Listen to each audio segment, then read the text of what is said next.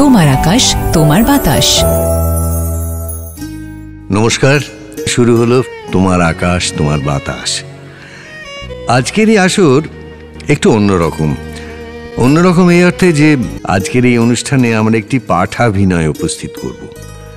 বুঝতেই পারছেন, পাঠের দায়িত্ব আমারই। সে অর্থে একে একক পাঠ বলাই বোধহয় সঙ্গত, যদিও চরিত্র মুখ্যত দুটি এখানে, রানু ও ভানু। হ্যাঁ, আমাদের আজকের নিবেদন সুনীল গঙ্গোপাধ্যায় রচিত উপন্যাস রানু ও ভানু। রানু অধিকারী অর্থাৎ বিবাহের পরবর্তী জীবনে লেডি রানু মুখোপাধ্যায় এবং ভানু অর্থে ভানু সিংহ রবীন্দ্রনাথ ঠাকুর। এদেরই সংলাপ, সম্পর্ক এবং সংরাগ নিয়ে যে আশ্চর্য আখ্যান সুনীল রচনা করেছেন, সেই কাহিনী আমি পড়ব। তোমার আকাশ তোমার বাতাস। আমাদের আজকের অতিথি অভিজিৎ গুপ্ত। তিনি শিল্পী, ছবি আঁকেন, ছবি নিয়ে ভাবেন, নানা মাধ্যম নিয়ে কাজ করেন। বছর কয়েক আগে সীমা গ্যালারি আয়োজিত একটি প্রদর্শনীতে অভিজিতের একটি কাজ সাড়া জাগিয়েছিল, আমাদের বলা যায় নতুন করে ভাবিয়েছিল রবীন্দ্রনাথ সম্পর্কে। সেই কাজের কথা আমরা শুনবো, তার আগে অভিজিৎকে স্বাগত জানাই। আসুন অভিজিৎ। নমস্কার। অভিজিৎ, আপনার যে কাজটির কথা আমরা আজকে শুনতে চাইব সেটি সেই সীমা গ্যালারির আয়োজিত প্রদর্শনীর কাজ, যেখানে আপনি রবীন্দ্রনাথের একটি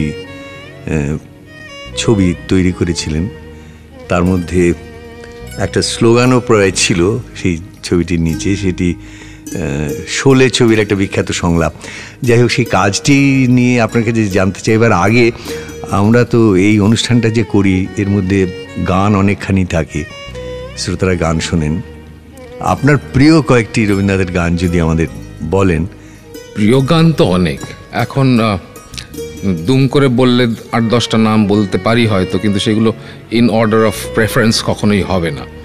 তাও বললি, যেমন ধরুন এই মুহূর্তে আমার যে গানটা সবচেয়ে প্রিয়, কারণ আমার কাজের জায়গা থেকে যে অবস্থান সেইটাকে খানিকটা ধরে, সেটা হচ্ছে তোমায় নতুন করে পাবো বলে হারাই ক্ষণে ক্ষণে। আর বাদবাকিগুলো আমি যেগুলো বলবো সেগুলোর কোনো এই আলোচনার সঙ্গে কোনো রকম যোগাযোগ নেই, অনেকটাই আরবিট্রারি। যেমন বাসন্তী হে ভুবন মোহিনী আমার ভীষণ প্রিয় গান, একই লাবণ্যে পূর্ণ প্রাণ আমার খুব প্রিয় গান। তেমনি গধূলি লগনে মেঘে ঢেকেছিল তারাও আমার খুব প্রিয় গান। এরকম আরও আছে, কাঙাল আমারে কাঙাল করেছো আমার খুব প্রিয় গান। আর ভানু সিংহের পদাবলীর থেকে অনেকগুলো গানই প্রিয়, তার মধ্যে যেমন গহন কুসুম কুঞ্জ মাঝে আমার খুব প্রিয় গান। এবারে আপনার কাছে আমি সরাসরি জানতে চাইব, ওই ছবিটির সত্যি সত্যি বিষয়বস্তু কি ছিল, বা কি থেকে আপনার মনে হয়েছিল যে রবীন্দ্রনাথকে এইভাবে আপনি উপস্থিত করবেন? ছোটবেলা থেকে আমরা মোটামুটিভাবে একটা রাবীন্দ্রিক পরিবেশে বড় হয়েছি, পারিবারিক সূত্রেই সবাই রবীন্দ্র চর্চা করেন, রবীন্দ্রনাথের গান নাটক করেন, সব কিছুই করেন।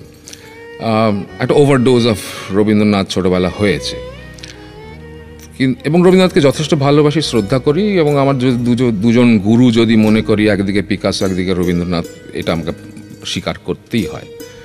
অসুবিধাটা শুরু হয় যখন দেখি যে রবীন্দ্রনাথকে ভগবান তৈরি করা হচ্ছে, তাকে একজন আইডল বা আইকন করে তাকে ফুলমালা দিয়ে পুজো করা হচ্ছে, তার সম্বন্ধে কোনো রকম বিরূপ আলোচনা করলে লোকজন চটে যাচ্ছে। সেই জায়গাটাতে গিয়ে অসুবিধা হয়। এই কাজটা সেই জন্যে খানিকটা ওই পপুলার পারসেপশন রবীন্দ্রনাথের সেই জায়গা থেকে দেখে করা, যে পিকচার পোস্টকার্ডে রবীন্দ্রনাথের জ্যোতি বেরোচ্ছে মাথার পেছন দিয়ে, সেই ধরনের ছবিকে কালেক্ট করে সেইটাকে ইউজ করে, এবং তার হাতের ওপর দিয়ে আরেকটা ওই জ্যোতির মতো হেলো ক্রিয়েট করা, চারপাশে আরও সলমাচুল কি বসানো, সেইগুলো করে তাকে আরও বেশি আইকনিফাই করার চেষ্টা করেছিলাম। কথাটা একটু শক্ত হয়ে যাচ্ছে ঠিকই, হ্যাঁ, তাকে দেবত্বে উত্তীর্ণ করার একটা চেষ্টা চলে। হ্যাঁ। তো সেটা করতে গিয়ে তখন মনে হলো যে আরও একটা ভাষার জায়গা আছে যেটাকে ইউজ করা যায়। যে আমার ছবিটা তো বেসিক্যালি আমার কাছেও এই দেবতার কাছে একটা প্রার্থনা আছে, ইনি যদি দেবতা হয়েই থাকেন বাঙালির কাছে, যে এই দেবতার কাছ থেকে কী চাওয়ার আছে, ওনার ওই হাতটা চাইতে পারি, কারণ সেই হাত দিয়েই তিনি তার যত শিল্পকর্ম তার সব করেছেন। সেই জন্যই ওই নিচে আমি লিখেছিলাম ইয়ে হাত মুঝে দিয়ে দে ঠাকুর। হ্যাঁ, রবীন্দ্রনাথের এরকম গানও তো রয়েছে, আজই বিজনঘরের নিশীথ রাতে। আচ্ছা, শোলের ওই বিখ্যাত ডায়ালগটি কি জন্য, আরো আরো আরো কোনো স্পেসিফিক কারণ ছিল কি যে আপনি হাতটি চাইবার আছে, কেন তার হাতের যে দান? আসলে শোলেতে ব্যবহার হয়েছিল একেবারে একটা অন্য জায়গা থেকে, সত্যি সত্যি তার হাতটা কেটেই নেওয়ার ব্যাপার। এখানে তো কেটে নেওয়ার ব্যাপার নেই, আমরা বলি না কারুর হাত খুব ভালো হলে, ছবির হাত হাঁকার হাত ভালো হলে হাতটা সোনায় মুড়িয়ে দেবো বলা হয়, বা সোনার মতো হাত বলা হয়। সেই জায়গা থেকে হাত ওইটাকে রেফার করার চেষ্টা ছিল, যে ওই ডায়ালগটার মানেটা পাল্টে যায় এখানে এসে। এখানে একটা তির্যক নতুন অনুষঙ্গ তৈরি করে এই মানেটা। এই ছবিটির মানে মিডিয়ামটা কি ছিল? মানে এটা বেসিক্যালি ফটোগ্রাফি, লার্জ এনলার্জমেন্ট ছিল, প্লাইউড ছিল, সলমা চুমকি ছিল, রং ছিল, সব মিলিয়ে মিশিয়ে এগুলো আঁকা ছবি নয়, তৈরি করা ছবি বলি। সলমা চুমকির ব্যবহারটা কি ওই আইকনকে আরেকটু অ্যাকসেন্চুয়েট করা আইকনোগ্রাফিক জায়গাটাকে। আচ্ছা, এই প্রদর্শনীর পরে এই ছবিটি সম্পর্কে মানে প্রতিক্রিয়া কি ছিল ছবি দর্শকের কাছে বা বাঙালি সমাজের কাছে? তারা কি ছবিটি পছন্দ করেছিলেন, নাকি ছবিটি তাদের ক্ষুব্ধ করেছিল? নানান রকম। শিল্প সমালোচকরা খুব ভালো বলেছিলেন, খুব সাংঘাতিকভাবে প্রশংসা করেছিলেন। শিল্পী মহলেও অনেকেই খুব পছন্দ করেছিলেন, তবে অবশ্যই প্রচুর শিল্পী আছেন যারা সেই অর্থে এই ধরনের পরীক্ষা নিরীক্ষার বিরুদ্ধে এবং তাদের অসুবিধে লেগেছিল। সাধারণ দর্শকের কথা বলতে পারি না অতটা, কারণ সাধারণ দর্শক গ্যালারিতে খুব কম যান। তবে পত্রিকায় সেই ছবি বেরোবার পর সাধারণ দর্শকের কিছু কি বলে কথাবার্তা আমরা জানতে পাই চিঠি চাপাটির মাধ্যমে, লেটার্স টু দি এডিটর জাতীয়। তাতে একজন ভদ্রলোক, মনে হয় শান্তিনিকেতনেরই, তিনি খুব গালমন্দ করেছিলেন, এবং আমার যিনি সমালোচক শোভনবাবু, শোভন সোম, তিনি শান্তিনিকেতনের প্রাক্তন ছাত্র যেহেতু ছিলেন, তো সেই ভদ্রলোক চিঠিতে ওনাকে প্রায় বললেন এত্তু ব্রুটে, মানে ইউ টু ব্রুটাস, মানে তুমি শান্তিনিকেতনের ছেলে হয়ে এরকম একটা লোক কাজকে কি করে ভালো বললে। তো এই ধরনের নানান রকমই হয়। হ্যাঁ, একটা জিনিস তো আছেই, মানে আপনি যে জিনিসটাকে মোটামুটি বলা যায় ডেলিভারেটলি আক্রমণ করছেন, অর্থাৎ রবীন্দ্রনাথকে আইকনিফাই করার, দেবত্বে উত্তীর্ণ করার, সেটাই তো এইখানে বাজবে, সেটাই তো ধাক্কা লাগবে। বাংলাদেশের রক্ষণশীলতা অনেকের মধ্যে উদ্দেশ্যও ছিল, এবং তাতে যদি লোক চটে যায় তাহলে আমি মনে করি আমার কাজটা সার্থক হয়েছে। হ্যাঁ হ্যাঁ, অনেকটা সেই বিদ্যাসাগরের চটি ছুঁড়ে মারার গল্প, কিন্তু যদিও সেটা গল্পই, সেটা কখনো সত্যি সত্যি পাওয়া যায়নি গবেষণা করে, কিন্তু হ্যাঁ ওই উদ্দেশ্যেই তো করা, চোখে আঙুল দিয়ে দেখিয়ে দেওয়া। হ্যাঁ। আচ্ছা, আপনি এমনিতে এই রবীন্দ্রনাথের ছবির বিষয়ে আপনার নিজের কি ধারণা আমাদের একটু বলুন। রবীন্দ্রনাথ নিজে যে ছবি এঁকেছেন তার মধ্যে দিয়ে কি আমি ওনাকে বিচার করি ওনার সময় এটাকে দিয়ে। আমি ওনাকে খুব বড় মাপের আর্টিস্ট বলেই, শিল্পী বলেই মনে করি, চিত্রশিল্পী বলে মনে করি। তার অনেকগুলো কারণ আছে। শুধু শিল্পী মানে যে ভালো ছবি আঁকবে তা তো না, তার কী বল সোশিও পলিটিক্যাল, সোশিও ইকোনমিক সব ব্যাপারটা বুঝে ছবি আঁকার ব্যাপার আছে, কন্টেম্পোরারি কনসার্নসগুলো জানার ব্যাপার আছে।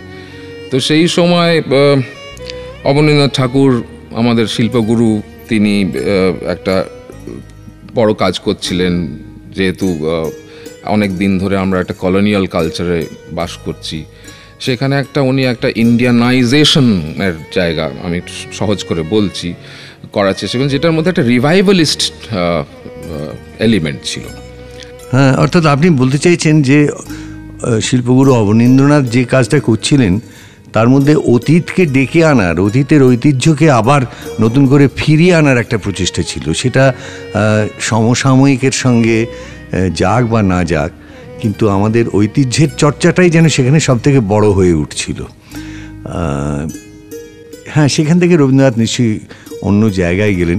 আচ্ছা, এইটি খুব আশ্চর্য যে রিভাইভালিস্ট ধারণার কথা আমরা বলছিলাম, রবীন্দ্রনাথ কি সেটার দ্বারা প্রভাবিত হননি?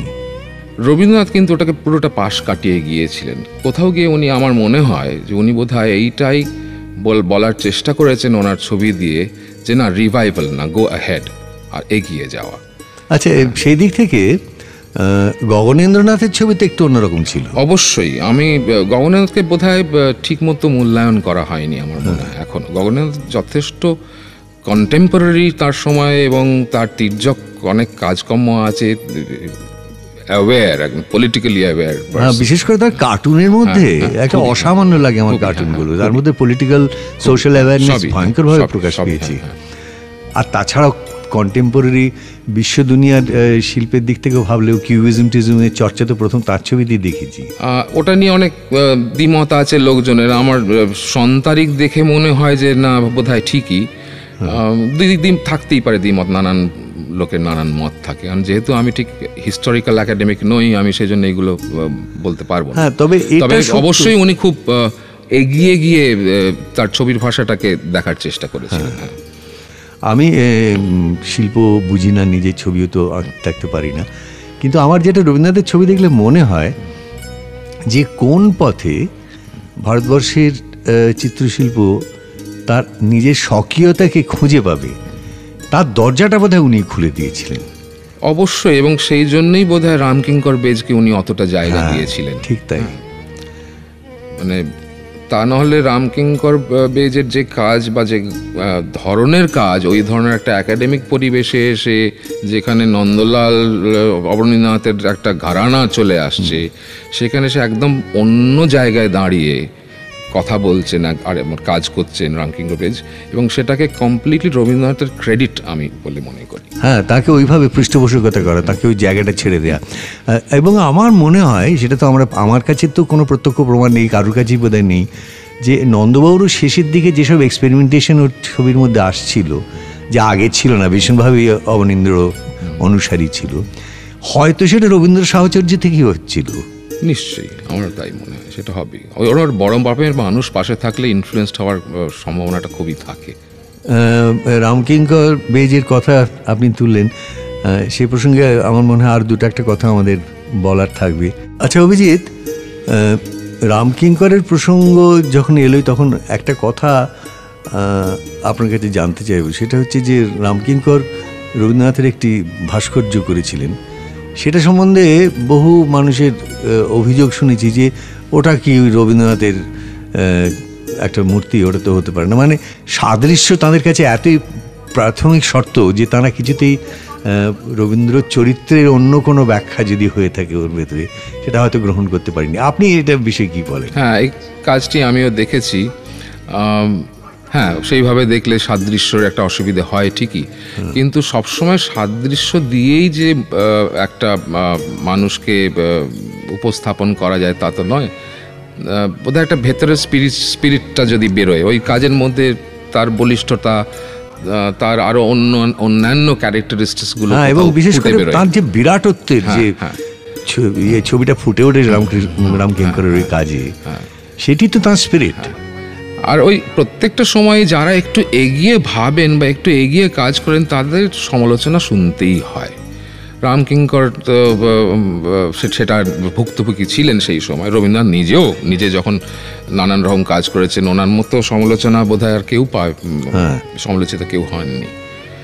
সব থেকে মজা হচ্ছে শুধু চিত্র কেন, এমনকি সাহিত্যের ক্ষেত্রে রবীন্দ্রনাথ বারবার তো নিজেকে ভেঙেছেন, নতুন করে তৈরি করেছেন, এবং সেই সময় বহু সমালোচনার সম্মুখীন তাকে হতে হয়েছে। আজকে সেই পরিপ্রেক্ষিতেই বলতে পারি যে এই যে বারবার ভাঙা গড়া, এই ভাঙা গড়ার মধ্যেই তো নতুন করে বারবার শিল্পকে খুঁজে বার করার ব্যাপার আছে, যেটা আমিও চেষ্টা করি আমার কাজের মধ্যে দিয়ে, যে বারবার নতুন করে নতুন ভাষায় কথা বলার চেষ্টা করি। সেটা সবসময় যে গ্রহণযোগ্য হয় লোকের কাছে তা নয়, সমালোচনা শুনতেই হয়। কিন্তু ওই কারণেই বোধহয় রবীন্দ্রনাথের ওই গানটি আমার খুব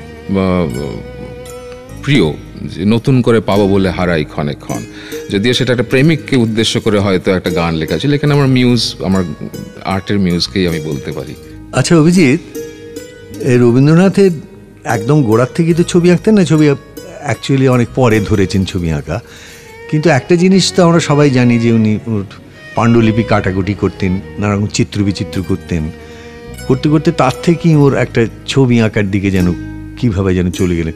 এই এই এই প্রক্রিয়াটাকে আপনি কিভাবে দেখেন, যে তার ছবির মধ্যে কি কি এলো, এবং উনি নিজেকে আবিষ্কার করার ক্ষেত্রেও কি ছবির কোনো সেই ওরকম কাটাকুটির কোনো রিফ্লেকশন কি আছে? আমার খুব মজা লাগে এই ওনার পাণ্ডুলিপির কাটাকুটিটা নিয়ে, যে এই উনি চিন্তাটা করছেন কাগজে কলমে, লিখছেন, এডিট করছেন, আবার লিখছেন, আবার এডিট করছেন, কিন্তু এডিটিং প্রসেসটা ইটসেলফ একটা ক্রিয়েটিভ প্রসেস হয়ে যাচ্ছে। হ্যাঁ নিশ্চয়ই, হ্যাঁ, ওনার কাটাকুটিটাও একটা ক্রিয়েটিভ জায়গায় গিয়ে দাঁড়াচ্ছে।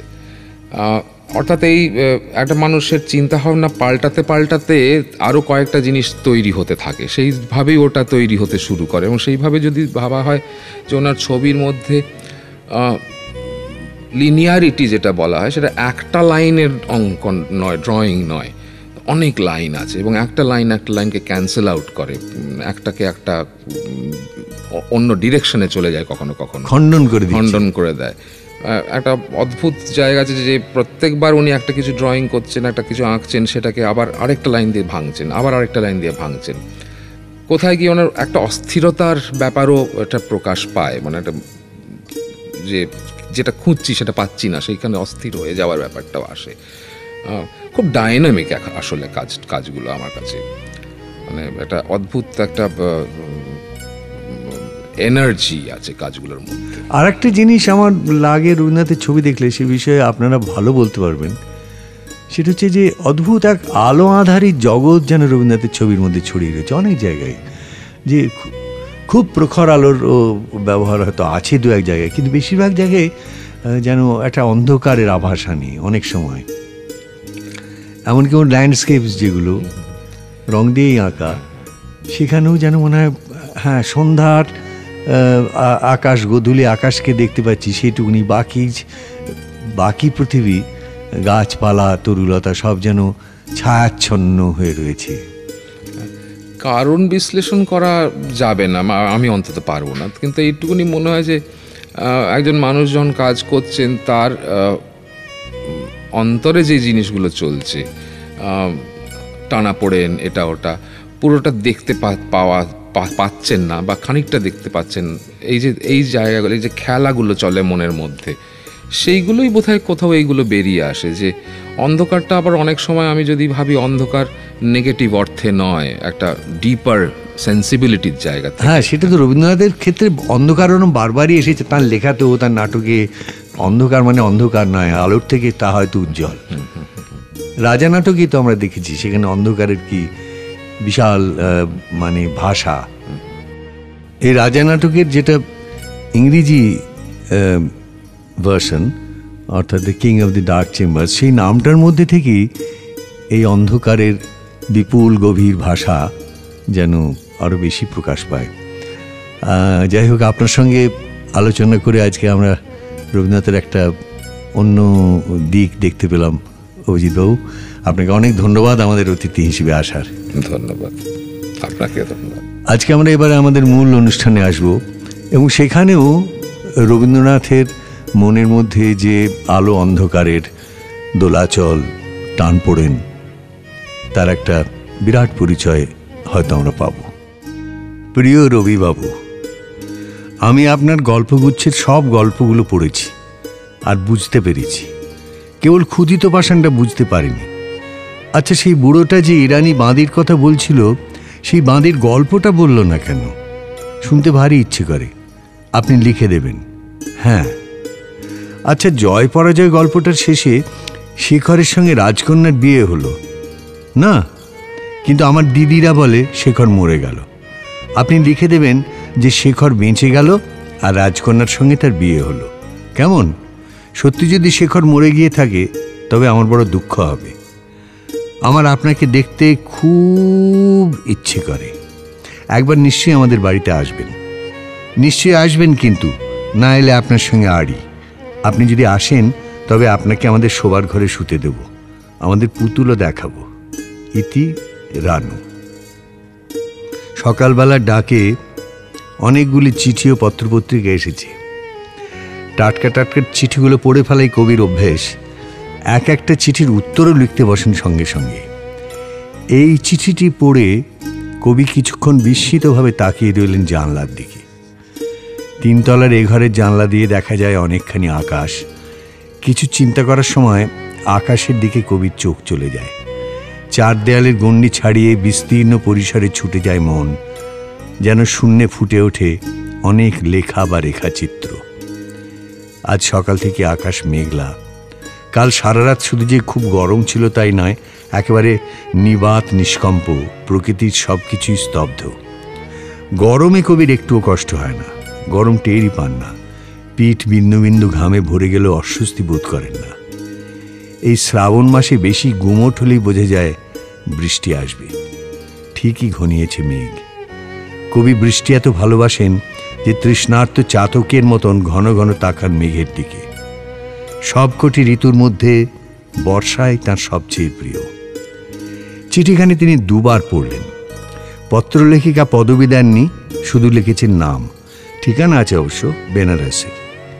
এই রানু কে? কত বয়স?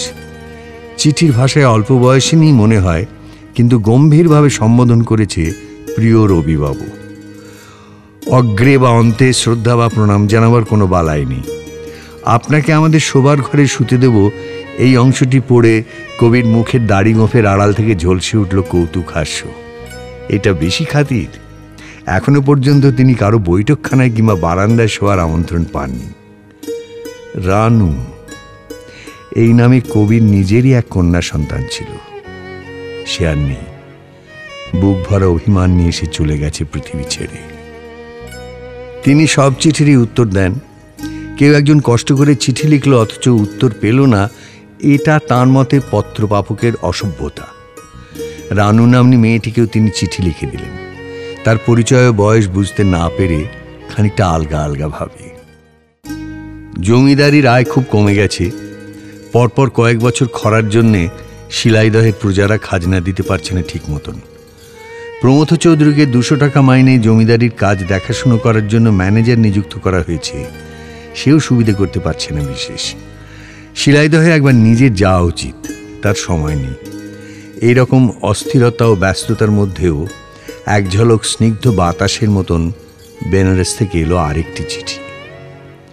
প্রিয় রবিবাবু, আপনি এতদিন আমাকে চিঠি দেননি বলে খুব রাগ হয়েছিল, কিন্তু আপনার চিঠি পেয়ে খুব খুশি হয়েছি। আমার ভালো নাম কি জানেন? প্রীতি। বেশ সুন্দর নাম না? স্কুলে সবাই আমাকে প্রীতি বলে ডাকে, কিন্তু আপনি আমাকে রানু রানু বলেই ডাকবেন। আমার ও নামটা সুন্দর লাগে কিনা তাই বলছি। আমার আরও নাম আছে, শুনবেন? রানী, রাজা, বাবা, সব নামগুলি বেশ না? আপনি যে কর্তার ইচ্ছে কর্ম বলে একটা সুন্দর লেকচার দিয়েছিলেন না, সেটা ভারতী আর প্রবাসীতে বেরিয়েছিল। মা, বাবজা, বাবু, আশারা সেটা পড়ে বললেন যে খুব সুন্দর হয়েছে। আমিও তাই পড়তে গেলাম, কিন্তু কিছুই বুঝতে পারলাম না। বোধহয় সেটা খুব শক্ত। কিছুদিন আগে আমার খুব অসুখ করেছিল, এখন ভালো আছি। আপনি নিশ্চয় একদিন আমাদের বাড়ি আসবেন। আমরা এ বাড়ি ছেড়ে যাব না।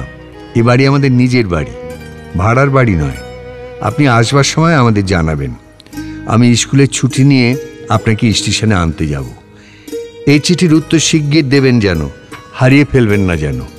আমি কেমন সুন্দর ফুল আঁকা কাগজে চিঠি লিখেছি। রানু। আমাদের বাড়ির ঠিকানা আবার লিখে দিচ্ছি, 235 অগস্ট কুণ্ড, বেনারস সিটি। আপনি আর গল্প লেখেন না কেন? কবি চিঠিখানা পড়ার পর উল্টে পাল্টে দেখলেন। গোটা গোটা স্পষ্ট হাতের লেখা, বানান ভুল নেই। ভাষা এমন যেন মুখের ভাষা, লেখা নয়, কথা বলছে সামনাসামনি। এবারেও সম্বোধনে শুধু গম্ভীরভাবে প্রিয় রবিবাবু। শ্রদ্ধা ভক্তি জানাবার কোনো পাঠ নেই, শেষে শুধু নাম, যেন সমবয়সী। কে মেয়েটি? ঠিকানাটা দেখে কবির খটকা লাগলো। অগস্ত্যকুণ্ড চেনা চেনা লাগছে। কাশিতে একবার অগস্ত্যকুণ্ডের একটা বাড়িতে গিয়েছিলেন না? হ্যাঁ, মনে পড়ল সংস্কৃতের অধ্যাপক ফণীভূষণ অধিকারীর বাড়ি। সে বাড়ির কেউ? ফণীভূষণের স্ত্রীর নাম সরজুবালা। সে একসময় কয়েকখানা চিঠি লিখেছিল। সে চিঠি অন্যরকম। এই মেয়েটি স্কুলে পড়ার কথা লিখেছে। রানুর পরের চিঠিটি পেয়ে কবি একা একা হাসলেন অনেকক্ষণ। এই 57 বছরের জীবনের চিঠি তিনি কম পাননি। নিজেও লিখেছেন কয়েক সহস্র, কিন্তু এমন ছেলে মানুষই ভরা নির্মল রসের চিঠি যেন আগে কখনো উপভোগ করেননি। সে লিখেছে, আমি এতদিন চিঠি দিইনি বলে রাগ করবেন না। আমার খুব অসুখ হয়েছিল, কিন্তু এখন ভালো আছি। লক্ষ্মীটি রাগ করবেন না। আজকে থেকে আমাদের পুজোর ছুটি শুরু হয়েছে।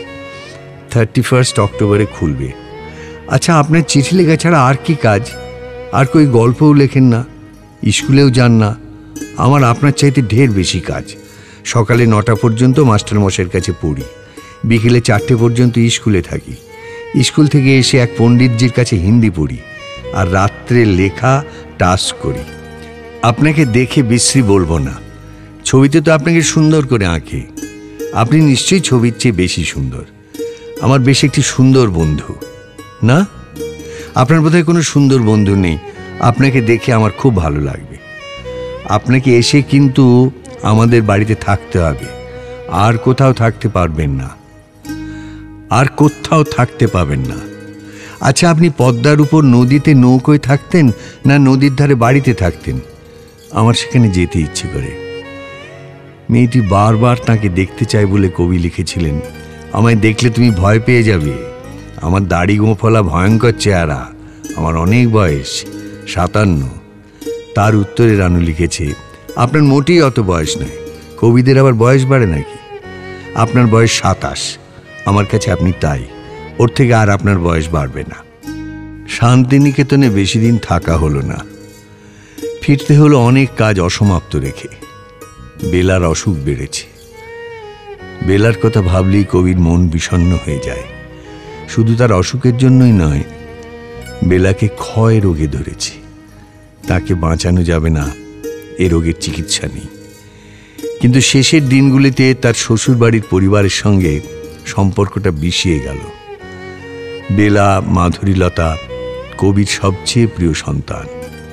যেমন তার রূপ, তেমনি তার হৃদয়ের সৌন্দর্য। কবি নিজে বেলাকে নতুন নতুন বই পড়িয়েছেন, সাহিত্য রচনা করতে শিখিয়েছেন। কত সাধ করে বেলার বিয়ে দিয়েছেন তার এককালের প্রিয় কবি বিহারীলাল চক্রবর্তীর সুযোগ্য পুত্র শরৎ কুমারের সঙ্গে।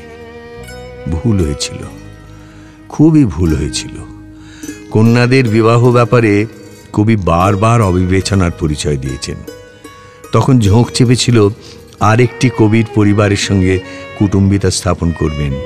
বেলা নিছক গৃহবধূ হবে না, সে পরিবারের সাহিত্যের আবহাওয়ায় তার সৃষ্টি প্রতিভা বিকশিত হবে। কোথায় সাহিত্যের আবহাওয়া? শরৎকুমার কাব্যকলার ধার ধারে না।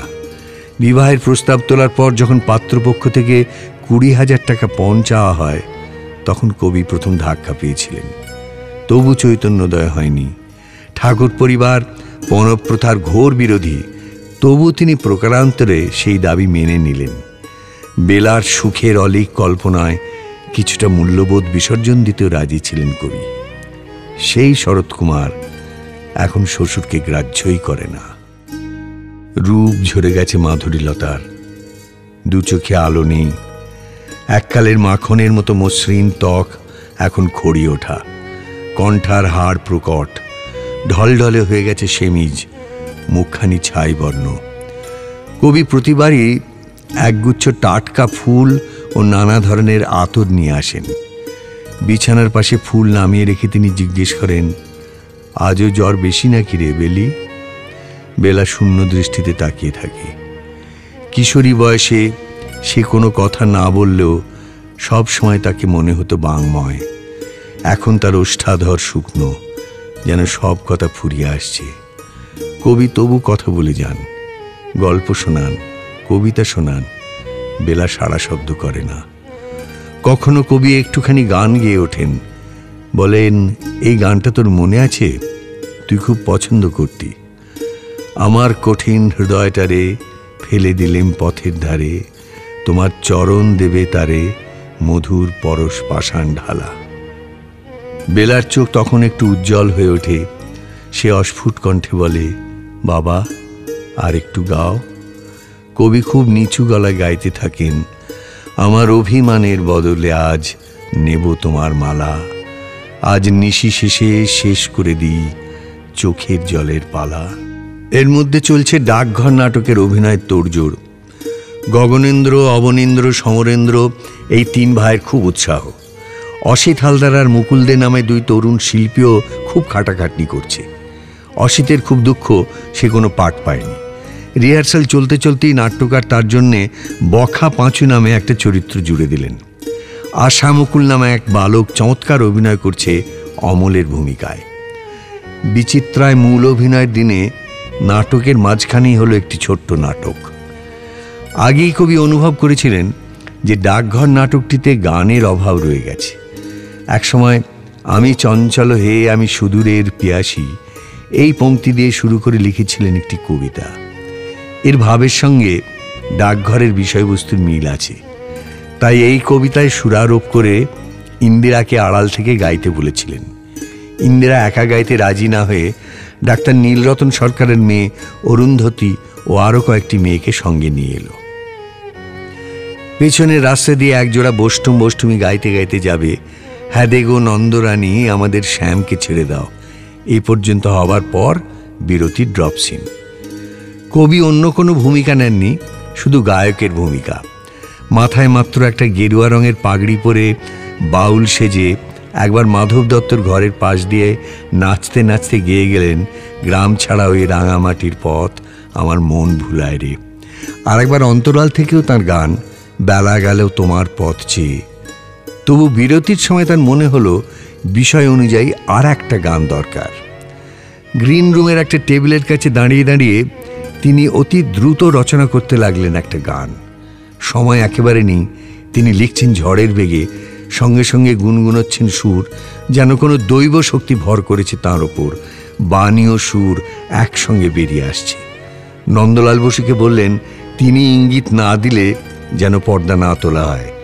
আশা মুকুলকে হাতছানি দিয়ে ডেকে বললেন, এই গানটা চটপট তুলে নে, তোকে গাইতে হবে। ভয়ে আশা মুকুলের মুখ শুকিয়ে গেল। একবার মাত্র শুনে পুরোটা গান মুখস্থ করে সঠিক সুরে সে গাইতে পারবে না। সে কাঁচুমাচু হয়ে বলল, গুরুদেব আমাকে মাফ করুন। গুরুদেব বললেন, পর্দা তুলে দাও। তারপর নিজেই আড়াল থেকে গাইলেন, ভেঙে মোর ঘরের চাবি নিয়ে যাবি কে আমার। মানুষের প্রাণের সঙ্গে প্রদীপের তুলনা কোনোদিন পূর্ণ হয় না। কয়েকদিন যাবৎ মনে হচ্ছিল বেলা বুঝি সত্যি ধীরে ধীরে সম্পূর্ণ আরোগ্যের পথে যাচ্ছে। হঠাৎ তার অবস্থার আবার খুবই অবনতি হয়েছে দুদিন আগে। কবি সাধারণত দুপুরবেলা নিরিবিলিতে দেখতে যান মেয়েকে। কাল বিকেল পর্যন্ত ছিলেন। আজ সকাল থেকেই তাঁর মন উতলা হয়ে আছে। লেখালেখি কিংবা বিষয়কর্মে মন বসছে না কিছুতেই। একসময় তিনি বেরিয়ে পড়লেন। বেলার বাড়ির সামনে গাড়ি থেকে নেমে কয়েক পা এগিয়েই থমকে গেলেন কবি। সদর দরজা হাট করে খোলা। বৈঠকখানায় ও বাইরে দাঁড়িয়ে আছে বেশ কিছু মানুষ। সকলেই কথা বলছে খুব নিম্ন স্বরে। কবিকে দেখে সকলেই স্তব্ধ হয়ে গেল। কবির পা মাটিতে গেঁথে গেল। স্থির মূর্তিবৎ তিনি দাঁড়িয়ে রইলেন একটুক্ষণ। তিনি বুঝে গেছেন বেলা আর নেই।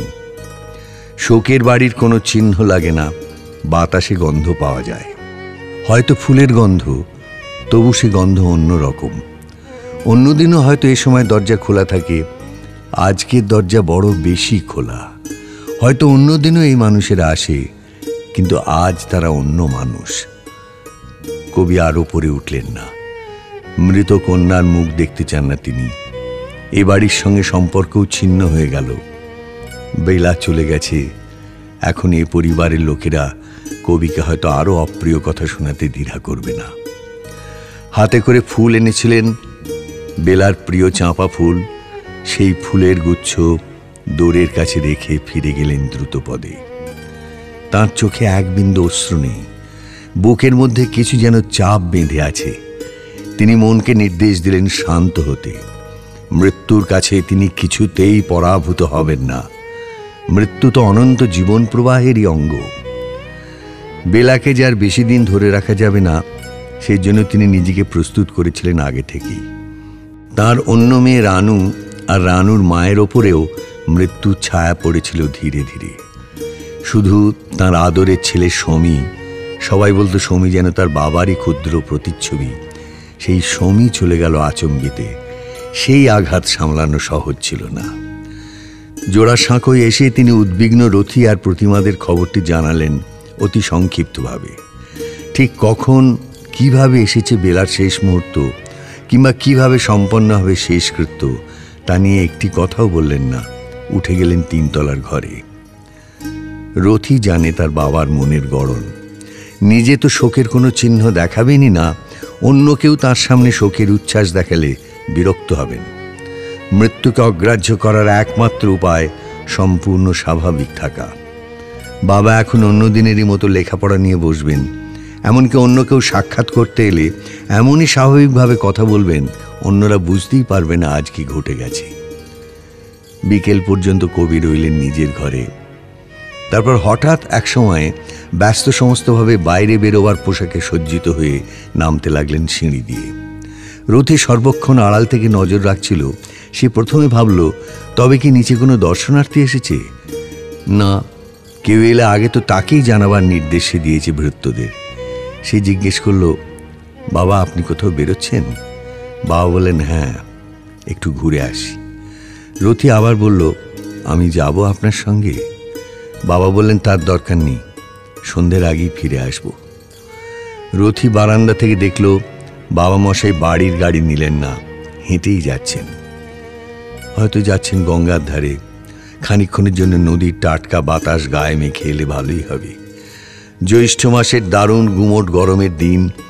বাইরে কিছু ভাব দেখাবেন না, কিন্তু বাবা মশাই যে কি কঠিন সংযমের পরীক্ষা দিচ্ছেন তা কি রথী বোঝে না? মাধুরীলতা আর নেই। রথী নিজে সারা দুপুর নিঃশব্দে কেঁদেছে। কবি খানিকটা হেঁটে চিতপুরের রাস্তায় এসে একটা ভাড়ার ঘোড়ার গাড়ি রাখলেন। তাতে উঠে বসে নির্দেশ দিলেন ভবানীপুরের দিকে যেতে। সেখানে পৌঁছে তিনি ল্যান্সডাউন রোডে একটি নম্বর খুঁজতে লাগলেন। একটু পরে থামলেন একটা বাড়ির সামনে। এই তো 35 নম্বর। সদর দরজা বন্ধ। তিনি মুখ তুলে জোরে জোরে ডাকলেন, রানু, রানু। ওপরের জানলা দিয়ে কে যেন মুখ বাড়ালো। কবি ঘোর লাগা মানুষের মতো বললেন, রানু কোথায়? আমি রানুকে দেখতে এসেছি। ঘটাং করে দরজা খুলে গেল। প্রথম দৃষ্টিপাতে কবির মনে হলো তিনি কোনো অলৌকিক দৃশ্য প্রত্যক্ষ করছেন। সামনে কে দাঁড়িয়ে আছে? একটি পরী না অপ্সরা, নাকি তার দৃষ্টিবিভ্রম? প্রি র্যাফেলাইট চিত্রকলায় যেসব উড়ন্ত পরীদের দেখা যায় তারা তো এইরকমই। কবির মনে হলো এ বালিকা টাকা পয়সা গুনতে শেখেনি, ঘড়ি দেখতে জানে না, কারণ স্বর্গে টাকা পয়সা কিংবা ঘড়ি নেই। এ বালিকা জন্ম মৃত্যুর অতীত, কালের চিহ্ন ওকে স্পর্শ করে না। আজকের দিনটিতে এ বালিকা সরাসরি স্বর্গ থেকে নেমে এসেছে তার হৃদয় জুড়িয়ে দিতে। রানু তার আয়ত চক্ষু দুটি মেলে তাকিয়ে রইল কবির দিকে। কবির দীর্ঘকায় সুঠাম শরীরে এখনো বয়সের স্পর্শ লাগেনি। মাথার চুলে সদ্য পাক ধরেছে, দাড়িও সাদায় কালোয় মেশামেশি, কিন্তু চক্ষু দুটি যৌবনবন্ত। তার বিষণ্ণতা এখন ঢেকে দিয়েছে বিস্ময়। রানু প্রথম দেখেই চিনেছে, কিন্তু সে কোনো কথা না বলে একটা হাত ধরল কবির। কয়েক মুহূর্ত মাত্র। তারপরই দুদ্দার করে সিঁড়ি দিয়ে নেমে এলেন রানুর মা, এক পিসি, এক মামা। মামাটি বিস্মিতভাবে বলে উঠলেন, আরে রবিবাবু। কবি এক দৃষ্টিতে বালিকাটির দিকে চেয়ে বললেন, তুমি রানু? রানু বলল, আপনি রবিবাবু? কথা রেখেছেন তাহলে? এসেছেন? সবাই ঢিপ ঢিপ করে প্রণাম করলো কবির পায়ের কাছে মাথা ঠেকিয়ে, শুধু রানু ছাড়া। সে এর মধ্যে একটা গোলাপি রঙের শাড়ি আলুথালু ভাবে গায়ে জড়িয়ে দাঁড়িয়ে আছে একটু দূরে, মিটিমিটি হাসছে। লাঠিতে ভর দিয়ে এলেন শীর্ণকায় ফণীভূষণ অধিকারী। তিনি একটানা রোগে ভুগছেন, কাশিটা কিছুতেই সারছে না, তাই হাওয়া বদল ও চিকিৎসার জন্য সপরিবারে এসেছেন কলকাতায়। এখন বয়স্কদের সঙ্গে কবি কথা বলতে লাগলেন। বাইরে থেকে একজন অতিথি এসে শুধু বাড়ির একটি বালিকার সঙ্গে কথা বলবেন, এ তো শোভা পায় না। যদিও কবি এসেছেন রানুরই টানে, তিনি মাঝে মাঝেই দেখছেন রানুকে। কবি এবার উঠে পড়বেন। সবাই অনুরোধ করলো আরো কিছুক্ষণ থাকার জন্য। কবিকে একটা দুটো নতুন কবিতা শোনাবেন না, কিংবা গান? যারা অনুরোধ করছে তারা জানে না যে আজ সকালেই কবির কন্যা বিয়োগ হয়েছে। তবে রানুকে যতবার দেখছেন ততবার যে তার বুকের ব্যথা একটু একটু করে কমে যাচ্ছে, সে কথাও ঠিক। উঠে দাঁড়িয়ে তিনি ফণীভূষণকে বললেন, অধিকারী মশাই, আপনি স্বাস্থ্যোদ্ধার করতে চান, সবাই মিলে শান্তিনিকেতনে চলে আসুন। শান্তিনিকেতনের জল হাওয়া খুব ভালো। অনেকে তো বলে ওখানকার জলে পাথর পর্যন্ত হজম হয়ে যায়। অবশ্য আপনাদের পাথর খেতে দেব না, আপনাদের কোনো অসুবিধা হবে না, সব ভার আমার ওপর। ফণীভূষণ অধিকারীকে সপরিবারে আশ্রয় দেওয়া হয়েছে মহর্ষি ভবনে। তার চিকিৎসার ত্রুটি নেই, যদিও উন্নতি হচ্ছে না বিশেষ। কবি প্রতিদিন তাকে দেখতে যান। রানু বনবালার মতো সর্বত্র ঘুরে বেড়ায়। কখনো সে সকালের উপাসনা গৃহে উঁকি মারে, কখনো ক্লাস নেবার সময় একপাশে দাঁড়ায়, আবার এক এক সময় সে আম্রকুঞ্জের কোনো গাছে চড়ে বসে। এখানে একটি পোষা হরিণ আছে, সেটি তার খেলার সঙ্গী। তাকে সে ঘাস খাওয়ায়, ছোলা খাওয়ায়। হঠাৎ হরিণটি খোয়াইয়ের দিকে ছুটতে শুরু করলে রানুও তার সঙ্গে ছোটে। রানুর আগেই অবশ্য হরিণটা ফিরে আসে নিজের জায়গায়। দূর থেকে তাই দেখে কবি হাসেন। একদিন বললেন, ভাবছি এবার তোমাকে শকুন্তলা বলে ডাকবো। বহু প্রত্যাশিত বর্ষা সবে এসে পড়েছে। আর কদিন পরই পয়লা আষাঢ়ের উৎসব হবে। আজও বৃষ্টি পড়ছে ঝেপে ঝেপে। কবি ইংরেজি চিঠি লিখছেন এক বিদেশিনীকে। হঠাৎ এক টুকরো ঝড়ের মতো দরজা ঠেলে ঢুকে পড়ল রানু। বৃষ্টিতে তার মাথার চুল ভেজা, তার মুখখানিও কমল কোরকের মতো জলে ধোয়া। একটা কচি কলাপাতা রঙের শাড়ি পরেছে সে, আঁচলটা গাছ কোমর করে বাঁধা। চক্ষু দুটি বিস্ফারিত করে বলল, জানেন জানেন, হরিণটাকে কাল থেকে খুঁজে পাওয়া যাচ্ছে না। কবি সে সংবাদ আগেই জেনেছিলেন। লেখা থেকে সহজে মন ফেরানো যায় না। তিনি অন্যমনস্কভাবে বললেন, রানু কাছে এসে তার হাত থেকে কলম কেড়ে নিয়ে ধমক দিয়ে বলল, এত বড় একটা কাণ্ড ঘটে গেল, আর আপনি এখনো লিখছেন? কি এত লেখেন সারাদিন? মোটেই এত লিখতে হবে না। কাল থেকে সবাই মিলে কত খোঁজাখুঁজি করছে, আমিও খুঁজতে গিয়েছিলাম। কবি জিজ্ঞেস করলেন, কোথায় খুঁজতে গিয়েছিলে? রানু বলল, অনেক দূরে, খোয়াইয়ের ওপাশে যে জঙ্গল আছে, তারপর লাল বাঁধে। কবি এবার লেখার সরঞ্জাম সরিয়ে রেখে বললেন, বনের হরিণ, ও যে একদিন চলেই যাবে তা জানতুম। এবারের বসন্তে যখন শাল গাছগুলো মঞ্জরিতে ভরে গেল, বাতাস ভরে গেল সুগন্ধে, তখনই ওকে উন্মনা দেখেছি। আমার হাত থেকে আর খাবার নিতে চাইতো না। তখনই বুঝেছি অরণ্য ওকে টানছে, মানুষের কাছে আর থাকতে চায় না। তুমি যে ফিরে এসেছো, জঙ্গলে হারিয়ে যাওনি, তাই যথেষ্ট। রানু বলল, আমি কেন হারিয়ে যাব? আমার জঙ্গল ভালো লাগে না, আমার কাশি ভালো লাগে। কবি জিজ্ঞেস করলেন, শান্তিনিকেতন ভালো লাগছে না? রানু বলল, হ্যাঁ ভালো লাগছে, আপনি আছেন বলেই বেশি ভালো লাগছে। আচ্ছা, হরিণটাকে আর পাওয়াই যাবে না? আমার কষ্ট হচ্ছে। কবি সুর করে বললেন, সে কোন বনের হরিণ ছিল আমার মনে, কে তারে বাঁধল অকারণে। রানু ভুরু দুটি তুলে বলল, ওটা কি গান? এইমাত্র বানালেন? কবি বললেন, না, কাল রাতেই মনে এসেছিল। বনের হরিণকে ঘরের পাশে বেঁধে না রেখে মনের মধ্যে রেখে দেয়াই তো ভালো। রানু বলল, বাকিটা শুনি শুনি। কবি আবার সুর ধরলেন, সে কোন বনের হরিণ ছিল আমার মনে, কে তারে বাঁধল অকারণে। রানু বলল, আর সবাই আপনাকে গুরুদেব বলে, আমি তো বলি না, কেমন যেন দূর দূর মনে হয়। কবি বললেন, ও তাই? আমি মনে করেছিলাম তোমারও বুঝি জাতের গুমর আছে। তোমার বাবা প্রথম যখন এখানে আসেন আমাকে প্রণাম করতে চাননি। শুনেছিলাম তোমরা তো উঁচু জাতের বামুন, আর আমরা পিরেলির বামুন, পতিত, তাই আমার পায়ে তোমাদের হাত ছোঁয়াতে নেই। রানু বলল, মোটেই না, আমার বাবা মা সবাই আপনাকে প্রণাম করে দেখেছি। কবি বললেন, এখন করেন, তবু তুমি করো না কেন? রানু বলল, অত ভক্তি শ্রদ্ধা আমার আসে না, আমি যে আপনাকে ভালোবাসি। কবি রানুর নবনীত কোমল একটি হাত ধরে বললেন, এত স্পষ্টাস্পষ্টি ভালোবাসার কথা কতকাল যে কেউ আমাকে বলেনি। রানু, তুমি আমার মাধুরীলতার শূন্য স্থান যেন পূর্ণ করে দিতে এসেছো। তোমাকে যতবার রানু বলে ডাকি ততবার আমার আর এক মেয়ে রেনুর কথাও মনে পড়ে। কখনো কখনো তাকে রানু বলেও ডাকতাম। কিন্তু তুমি যদি আমায় ভালোবাসো তবে সব চিঠিতে গম্ভীরভাবে প্রিয় রবিবাবু লেখো কেন? এই যেন একেবারে ফর্মাল সম্বোধন। তাহলে যে আমাকেও রানু দেবী বলে লিখতে হয়? রানু বলল, আমি আপনাকে যখন প্রথম চিঠি লিখেছিলাম তখনও আপনি আমার কাছে নিতান্তই রবিবাবুই ছিলেন। তখনও আমি আপনাকে ভালোবাসতাম, কিন্তু তখনকার চাইতে এখন বেশি ভালোবাসি। আমি আপনাকে তো ইংরেজি কায়দায় প্রিয় লিখিনি, প্রিয়র বাংলা মানে যা হয় তাই লিখেছি। আমি আর কাউকে প্রিয় লিখিও না। আপনি তো কবিতায় অনেক প্রিয় লেখেন, আমি লিখলি বুঝি যত দোষ। আমি প্রিয় যে চিঠি লিখবার পার্ট তা জানিও না, আপনাকে প্রিয় লাগে বলেই লিখি। আপনি ঠাকুরকে যেমন বলেন, আমি আপনাকে তেমনি প্রিয় বলি। কবি সারা মুখে হাসি ছড়িয়ে বললেন, বোঝা গেল, বোঝা গেল, তোমার যুক্তির কাছে হার মানছি। অধ্যাপকের মেয়ে না, যেন পাকা উকিলের মেয়ে। কিন্তু রবি বাবু কেন? অন্তত রবি দাদাও তো লিখতে পারো। রানু বলল, ও নামেও অনেকে আপনাকে ডাকে। আমি এমন একটা নাম চাই যে নামে আর কেউ ডাকবে না। কবি নিজে এই পরিবারটিকে ট্রেনে তুলে দেওয়ার জন্য এলেন বোলপুরে। ট্রেন ছাড়ার মুহূর্তে তার মনে হলো না আসাই উচিত ছিল। রানু কিছুতেই ট্রেনে উঠবে না। সে ছটফটিয়ে মামার হাত ছাড়িয়ে নেবার চেষ্টা করছে আর কাঁদছে, আর আকুলভাবে কবির দিকে তাকিয়ে বলছে, আমি আপনার কাছে থাকবো, আমার বাবাকে বলুন না। কবিরও বুক মোচড়াচ্ছে।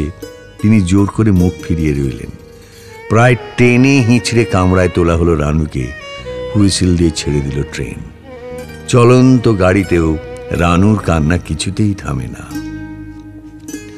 মা এক সময় বললেন, বাবা রে বাবা, পারা যায় না এই জেদি মেয়েকে নিয়ে। গুরুদেব আমাদের আবার আসতে বলেছেন। আবার তো আসবি, এত কান্নার কি আছে? রানু ফোঁপানি থামিয়ে জিজ্ঞেস করল, আবার কবে আসবো? মা বললেন, আসবো শিগগিরই, দেখা যাক যদি পুজোর ছুটিতে সম্ভব হয়। ট্রেন বর্ধমান ছাড়াবার পর রানু চিঠি লিখতে বসল। এখন গাড়ি চলছে, আমি খুব কাঁদছি, আপনার জন্য মন কেমন করছে, আপনার কাছে যেতে ইচ্ছে করছে। আপনার নাওয়া হয়ে গেছে, কে চুল আঁচড়ে দেবে আপনাকে? রোজ বিশ্রাম করবেন। আমার সন্ধেবেলা ভালো লাগবে না, আপনারও বোধহয় ভালো লাগবে না। সন্ধে হয়ে এসেছে, এখন শান্তিনিকেতনের কথা মনে আসছে। এই সময় তো আমার সবচেয়ে বেশি আপনার জন্য মন কেমন করবে, কাশিতে গিয়েও করবে। আমার গাড়িতে একটুও ভালো লাগছে না, আপনার কাছে যেতে ইচ্ছে করছে। রানুর চিঠি পাওয়া মাত্র কবি উত্তর লিখতে বসলেন। রেলের পথে তোমার যে মন খারাপ হয়েছিল সেই পড়ে আমার বড় কষ্ট হলো। তুমি মনে করো না আমি বুঝতে পারিনি। সেই বুধবারের দিন যখন তোমার গাড়ি চলছিল আর আমি যখন চুপটি করে আমার কোণে এবং সন্ধেবেলা ছাদে বসেছিলুম, তখন তোমার কষ্ট আমাকে বাজছিল। আমি মনে মনে কেবল এই কামনা করছিলাম যে বাদলের ওপর যেমন ইন্দ্রধনু তৈরি হয়, তেমনি করে তোমার অশ্রুভরা কোমল হৃদয়ের উপর স্বর্গের পবিত্র আলো পড়ুক, সৌন্দর্যের ছটায় তোমার জীবনের এক দিগন্ত থেকে অন্য দিগন্ত পূর্ণ হয়ে উঠুক। আমি আমার জীবনকে তাঁরই কাছে উৎসর্গ করেছি। সেই উৎসর্গকে যে তিনি গ্রহণ করেছেন, তাই মাঝে মাঝে তিনি আমাকে নানা ইশারায় জানিয়ে দেন। হঠাৎ তুমি তাঁরই দূত হয়ে আমার কাছে এসেছ। তোমার উপর আমার গভীর স্নেহ তাঁর সেই ইশারা, এই আমার পুরস্কার। এতে আমার কাজের দ্বিগুণ উৎসাহ হয়, আমার ক্লান্তি দূর হয়ে যায়, আমার মনের আকাশ উজ্জ্বল হয়ে ওঠে। এই ক্ষুদ্র জীবনে রানু তার প্রথম চিঠি লিখেছিল প্রিয় লেখক রবিবাবুকে। তিনি একবার উত্তর দিতেই শুরু হয়ে গেছে নিয়মিত পত্র বিনিময়। রানু আর কারুকেই চিঠি লেখে না। চিঠিতে এখন চলেছে নাম নির্বাচন নিয়ে বোঝাপড়া। সবাই ওকে বলে গুরুদেব কিংবা রবিবাবু। গুরুদেব সম্বোধন রানুর একেবারে পছন্দ হয় না। শুনলেই মনে হয় যেন ঠাকুরদার মতন গেরুয়া পরা, মাথায় জটাওয়ালা বুড়ো। উনি তো সন্ন্যাসী নন, কবি। তাই রানু এতদিন রবিবাবুই সম্বোধন করেছে, সেটা কবির পছন্দ নয়। উনি লিখেছেন রবিবাবুর বদলে রবি দাদা কেমন। ওই নামেও দু একজনকে ডাকতে শুনেছে রানু। এমন নাম চাই যা হবে রানুর নিজস্ব, ওই নামে আর কেউ ডাকবে না। কিন্তু রবি নামটা যে কবির খুব পছন্দ। এক যে ছিল রবি, সেই শুধু এক কবি। বদলাতে হলে এমন নাম দিতে হবে যার অর্থ হবে রবি। রবি মানে তো সূর্য। সূর্য দাদা এই নামে ডাকলি একদম অচেনা হয়ে যাবেন মানুষটি। মার্তণ্ড, ধুত, শুনলি মনে হয় দাউ দাউ করে আগুন জ্বলছে। দিবাকর, ওই নামে কাশিতে একজন চেনা মানুষ আছে, মোটেই সুবিধের লোক নয়। কবি নিজেই আর একটা নামের প্রস্তাব দিলেন। খুব কম বয়সে তিনি ভানু সিংহ ছদ্মনামে কিছু কবিতা ও গান লিখেছিলেন। তারপর আর অনেকদিন সে নাম কেউ মনে রাখেনি। ভানু দাদা কেমন হয়, ও নামে আর কেউ ডাকবে না। রানুর খুব পছন্দ হয়ে গেল। ভানুর সঙ্গে রানু নামটারও চমৎকার মিল। অন্য কেউ ডাকতে চাইলেও বলা হবে তোমাদের নামের সঙ্গে মেলাও আগে। কাদম্বিনী কিংবা জগদম্বারা পারবে, এমনকি সীতা শান্তার সঙ্গেও মিলবে না। ভানু দাদা শুধু একলা রানুর। আর যিনি গুরুদেব কিংবা রবীন্দ্রনাথ ঠাকুর, তিনি অন্য সকলের হনগে যান। বর্ষাকাল পেরিয়ে শরৎ এলো। পুজোর ছুটিতেও শান্তিনিকেতনে যাওয়া হলো না। বাবা খানিকটা সুস্থ হয়ে কাজে ব্যস্ত হয়ে পড়েছেন। রানুর অভিমান হয়। আগে কাশী তার এত ভালো লাগতো, এখন শান্তিনিকেতনই সর্বক্ষণ মন টানে। কে যেন কড়া নাড়ছে সদর দরজায়। সন্ধ্যের সময় ফণিভূষণের সঙ্গে কাশীর বিশিষ্ট ব্যক্তিরা দেখা করতে আসেন। বৈঠকখানা ঘরে উচ্চাঙ্গের কথাবার্তা হয়। একদিন গান বাজনার আসর বসে পেছন দিকের দালানে। আজকের আগন্তুকটি অপরিচিত। ফণিভূষণ তার সঙ্গে কথা বলছেন। পাশের ঘর থেকে একটু একটু শুনতে পাচ্ছে রানু। অপরিচিত ব্যক্তিটির নাম ভীমরাও শাস্ত্রী। তিনি মহারাষ্ট্রের লোক। কবিগুরু রবীন্দ্রনাথের আহ্বানে শান্তিনিকেতনে উচ্চাঙ্গ সঙ্গীতের শিক্ষক হিসেবে যোগ দিয়েছেন। নিজস্ব একটি কাজে এসেছেন বারাণসীতে। আসবার সময় গুরুদেব এই ঠিকানা দিয়ে তাকে বলেছেন রানু নামে একটি এ বাড়ির মেয়ে কেমন আছে একবার খবর নিয়ে আসতে। শান্তিনিকেতন শব্দটি কানে যাওয়া মাত্র দৌড়ে চলে এলো রানু। ফণিভূষণ মেয়েকে কাছে টেনে নিয়ে সহাস্যে বললেন, এই আমার মেয়ে রানু। রবিবাবুকে বলবেন সে দিব্যি আছে, তত্ত্ব দিয়ে বড় হচ্ছে। রবিবাবুর নামে একেবারে পাগল। শেষ দিনে রানু ভীমরাওকে বলল, আপনার হাত দুটো দেখি। বিস্মিত ভীমরাওয়ের বাড়ানো দুহাত জড়িয়ে ধরে রানু জিজ্ঞেস করল, শান্তিনিকেতনে গিয়ে আপনি কবিকে প্রণাম করবেন তো? ভীমরাও বলল, জরুর। গুরুদেবের চরণ স্পর্শ করনে সে মেরা তন মন পবিত্র হয়ে যাতা। রানু বলল, এই যে আমি আপনার হাত ধরলাম, তারপর আপনি এই হাতে কবিকে ছোঁবেন, তাতে আমারও একটু ছোঁয়া হবে। রেলে যাবার সময় কিন্তু আপনি আর কারুকে ছোঁবেন না, শান্তিনিকেতনে পৌঁছেও না, প্রথমেই কবিকে। সরজুবালা হাসতে হাসতে বললেন, দেখেছেন তো, এই মেয়েটা সত্যিই পাগল। রানুরা এবছর আর এলো না। ওকে দেখার জন্য কবি মাঝে মাঝে ব্যাকুল হয়ে ওঠেন খুবই। কেন? ওই সরলা বালিকাটির সঙ্গে সময় কাটাতে গিয়ে তিনি নিজের বয়স ভুলে যেতে পারেন। হালকা কৌতুকে মন পরিশ্রুত হয়ে যায়। রবীন্দ্রনাথকে সবাই ভক্তি শ্রদ্ধা করে, ভানুর কথা এখন আর কেউ মনে রাখেনি। এই মেয়েটির সান্নিধ্যে, এমনকি চিঠিপত্রেও তিনি ভানুকে আবার ফিরিয়ে এনেছেন। রানু যখন তখন ঝুপ করে কোলে বসে পড়ে, গলা জড়িয়ে ধরে আদর করে, চুল আঁচড়াওনি কেন বলে বকুনি দেয়। এমনটি তো আর কেউ নেই। অনেককাল আগে ইন্দিরা ছিল এমনই। নিয়মিত দেখা না করলে কিংবা চিঠি লিখতে দেরি করলে সে কত অভিমান করত। তার জন্য একবার বিলেত থেকেও ফিরে এসেছিলেন তাড়াতাড়ি। ইন্দিরার সঙ্গে সেই সম্পর্ক আর নেই। দেখা হয় অবশ্য, কিন্তু কথার সুর বদলে গেছে। রানু নিজে আসতে পারেনি, তাই কবিকে কাশীতে যাওয়ার জন্য প্রতি চিঠিতে অনুরোধ করে। সে মনে করে কবির কাজগুলির তেমন গুরুত্ব নেই, কাজ থেকে ছুটি নেওয়াটাই আসল। হয়তো তার মনে করাটাই ঠিক। শুধু একটি বালিকা ডাক পাঠিয়েছে বলেই তো কাশী যাওয়া যায় না। একটা উপলক্ষ চাই। এমনি এমনি যেতে গেলে অনেককে কৈফিয়ত দিতে হবে। বারাণসী থেকে আমন্ত্রণ এসে গেল, বক্তৃতা দিতে হবে সেখানকার সাহিত্য পরিষদে। সদ্য দক্ষিণ ভারত থেকে ফিরেছেন ক্লান্ত হয়ে, ইনফ্লুয়েঞ্জার জের এখনো চলছে, এর মধ্যে আবার কাশি যাওয়া কি ঠিক হবে? রথি, প্রতিমা এবং আরও অনেকের একেবারেই ইচ্ছে নয়। সাহিত্য পরিষদের বক্তৃতা তো কয়েক মাস পরেও হতে পারে, কিন্তু কবি যাবেনই যাবেন। কেন তার এত আগ্রহ তা আর কেউ বুঝবে না। আগে থেকে খবর রটে গিয়েছিল বারাণসী স্টেশন একেবারে লোকে লোকারণ্য। কবিকে অভ্যর্থনা জানাবার জন্য অনেকে মালা ও পুষ্পস্তবক এনেছে। প্ল্যাটফর্ম প্রায় সবটাই বাঙালি মুখে ভর্তি। শোনা যাচ্ছে ওই ভাষায় জোরে কথাবার্তা। কলরব মুখরিত খ্যাতির প্রাঙ্গণে কি বলে। ট্রেনের দরজার কাছে কবি কয়েক মুহূর্ত থমকে দাঁড়িয়ে রইলেন। ফুল বর্ষণ ও প্রণামের ধুম পড়ে গেল। কর্তা ব্যক্তিগোছের কয়েকজন কবিকে ঘিরে রেখে ভিড় ঠেলে এগোবার চেষ্টা করলেন। কবি ব্যাকুলভাবে মুখ ঘুরিয়ে ঘুরিয়ে খুঁজতে লাগলেন একজনকে। কথা ছিল রানু এসে তাকে নিয়ে যাবে স্টেশন থেকে। কোথায় রানু? এত জনতার মধ্যে একটি ছোট মেয়েকে খুঁজে বার করা অসম্ভব। পরদিন বিকেলে কবি আর একটি সভায় যাওয়ার জন্য তৈরি হচ্ছেন। নদেশ্বর প্যালেসের সামনে একটি ঘোড়ার গাড়ি এসে থামল। রানুরা 4 বোন, এক পিসি এসেছে মা বাবার সঙ্গে। কর্মকর্তারা কবিকে নিয়ে যাওয়ার জন্য অপেক্ষা করছেন। এখন কথা বলার সময় কোথায়? রানু যেন এর মধ্যে আরেকটু লম্বা হয়েছে, একটু রোগা দেখাচ্ছে।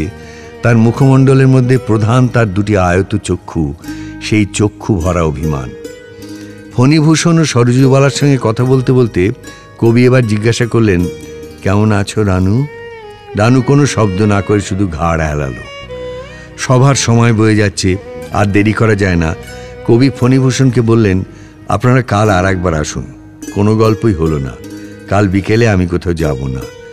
ফণীভূষণ বললেন, আমাদের বাড়ি এখান থেকে অনেকটা দূর। ভেবেছিলাম আপনাকে নিয়ে যাব। আমাদের সকলেরই খুব ইচ্ছে, আপনি যদি একবার আমাদের গৃহে পায়ের ধুলো দেন। কবি বললেন, সেটা তো এখন সম্ভব হচ্ছে না। কাল বিকেলে আপনারা সবাই আবার আসুন, অবশ্যই আসবেন। পরদিন ফণীভূষণ ও সরজুবালা আসতে পারলেন না। পিসিমার সঙ্গে পাঠিয়ে দিলেন 4 বোনকে। আজ কবি বাতিল করে দিয়েছেন একটি সভা। অন্য দর্শনার্থীদের বিদায় করে দিয়েছেন সংক্ষেপে। এদের জন্য তিনি আনিয়ে রেখেছেন কফি, আইসক্রিম। বেনারসের লোকেরা যখন তখন মালাই রাবড়ি খায়, কিন্তু এই বস্তুটি অভিনব। অন্য বোনেরা তবু 2-1 কথা বলছে। রানু একেবারে নীরব। রানু সেখান থেকে উঠে গিয়ে বারান্দার রেলিং ধরে দাঁড়ালো। কবিও একটু পরে সেখানে গিয়ে মৃদুস্বরে বললেন, তুমি আমার উপর খুব রাগ করেছ না? রানু সঙ্গে সঙ্গে মুখ ফিরিয়ে বলল, করবই তো। আপনি কথা রাখেননি। আপনি আমাদের বাড়ি গিয়ে থাকলেন না। আমাদের ছোট বাড়ি, এই রাজপ্রাসাদই আপনার বেশি পছন্দ। কবি বললেন, তা মোটেই না। রাজবাড়িতে আমি স্বস্তি বোধ করি না। দেখো নি, শান্তিনিকেতনে আমি মাটির বাড়িতে থাকি। রাজাদের নিয়ে মুশকিলেই তারা যখন তখন কবিদের ধরে আনতে চায়। সেই বিক্রমাদিত্যের আমল থেকে এটা শুরু হয়েছে। তাছাড়া উদ্যোক্তারা বললেন, কয়েকটি জায়গায় বক্তৃতা দিতে হবে, এখান থেকেই যাওয়া আসার সুবিধে। রানু ঝাঁঝের সঙ্গে বলল, আপনি অত বক্তৃতা দেন কেন? না দিলেই বা ক্ষতি কি? কবি ছদ্ম বিস্ময়ের সঙ্গে বললেন, সে কি, আমি তো বক্তৃতা দিচ্ছি তোমাকেই খুশি করার জন্যে। গলায় জরির চাদর ঝুলিয়ে সেজে গুজে রবীন্দ্রনাথ ঠাকুর ভাঙা গলা আরও ভেঙে বক্তৃতা শক্তির চমৎকারিত্বে কাশীবাসীদের মুগ্ধ করে দিলেন। সবাই এটুকু অন্তত বুঝল যে লোকটি নিতান্ত হেলাফেলার নয়, মুখচোরা নয়। এতে ভানুদাদার রানু খুশি হবে না? রানু মুখ তুলে শুধু বলল, ভানু দাদা। কবি পাশের ঘর থেকে একটি অতি সুদৃশ্য রূপোর কাজ করা হাতির দাঁত বাঁধানো এসরাজ এনে বললেন, এটা তোমার জন্য। রানুর নীতি ইতস্তত করছে দেখে তিনি বললেন, তোমার অন্য বোনেদের জন্যও কিছু কিছু উপহার এনেছি। আমার খুব ইচ্ছে তুমি এসরাজ বাজানো শিখবে, তারপর আমার গানের সঙ্গে বাজাবে। রানু এবারে এসরাজটি নিয়ে গালে ছোঁয়ালো। সে আগে থেকে এসরাজ বাজানো শিখেছে। লেখাপড়া শেখবার সঙ্গে সঙ্গে ফণীভূষণ মেয়েদের গান বাজনা শেখাবার ব্যবস্থা করেছেন। 2 মুসলমান ওস্তাদ নিয়মিত তালিম দিয়ে যান। বড় বোন সেতার বাজায়, অন্য 2 বোন গানের গলা সাধে। রানুর গানের সুর ঠিক হয় না, কিন্তু এসরাজে সে এরই মধ্যেই বেশ দক্ষ হয়ে উঠেছে। কবি তো তা জানতেন না, তবু কেন এসরাজই আনলেন রানুর জন্য? প্রতি বছরই 30শে চৈত্র অমৃতসর শহরে খুব বড় আকারের বৈশাখী উৎসব হয়। কাছাকাছি গ্রাম থেকে হাজার হাজার মানুষ আসে। এই বছরেও সেরকম গ্রামবাসীরা এসেছে উৎসবে যোগ দিতে। তারা নিষেধাজ্ঞার কথা জানেই না। প্রায় 1000 মানুষ সমবেত হয়েছে জালিয়ানওয়ালা বাগ নামে একটি পার্কে। সেটি চতুর্দিকে দেয়াল দিয়ে ঘেরা, একটি মাত্র প্রবেশের রাস্তা। জেনারেল ডায়ার তার সেনাবাহিনী নিয়ে এসে সেই প্রবেশপথ আটকে দিল। সাধারণ মানুষকে ছত্রভঙ্গ হতে বলা হলো না, কোনো সাবধানবাণী উচ্চারণ করা হলো না। জেনারেল ডায়ার বীর দর্পে হুকুম দিল গুলি চালাতে। অস্ত্রহীন শান্ত নিরীহ মানুষের দল, তাদের মধ্যে নারী শিশু বৃদ্ধ আছে, গুলি খেয়ে মরতে লাগলো পোকামাকড়ের মতন।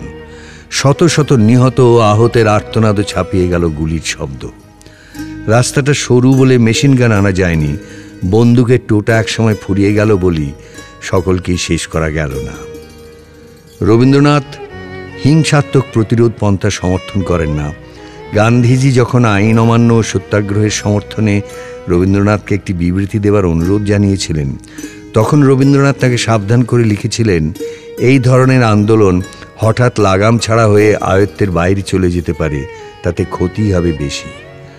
তা বলে এত বড় অত্যাচার, এরকম একটা কুৎসিত ঘটনার প্রতিবাদ হবে না? ইংরেজের এই বর্বরতার খবর বিশ্ববাসী জানবে না? গান্ধীজি নীরব কেন? কংগ্রেসের কোনো নেতাই বলছেন না কিছু। রবীন্দ্রনাথ ক্ষুব্ধ, উত্তেজিত। কিছু একটা অবশ্যই করা দরকার। জোড়াসাঁকোর বিশাল বাড়িটি উষালগ্নে অস্পষ্ট হয়ে আছে। খাটিয়া পেতে দারোয়ানরা ঘুমোচ্ছে সামনের প্রাঙ্গণে। প্রশান্তচন্দ্র দেখল দোতলায় একটি ঘরে শুধু আলো জ্বলছে। দারোয়ানদের জাগিয়ে সিঁড়ি দিয়ে উঠে এলো। আলো জ্বলা ঘরটির দরজা খোলা। সেদিকে পেছন ফিরে টেবিলে বসে লিখছেন কবি। প্রশান্তচন্দ্র দাঁড়িয়ে রইল নিঃশব্দে। একটু পরে মুখ ফিরিয়ে প্রশান্তচন্দ্রকে দেখে কবি অন্যমনস্কভাবে বললেন, এসেছো, বসো। আবার লিখতে লাগলেন। লেখার সময় অন্য কারুর উপস্থিতি তিনি পছন্দ করেন না। প্রশান্তচন্দ্রের এখন কি করা উচিত বুঝতে পারছে না।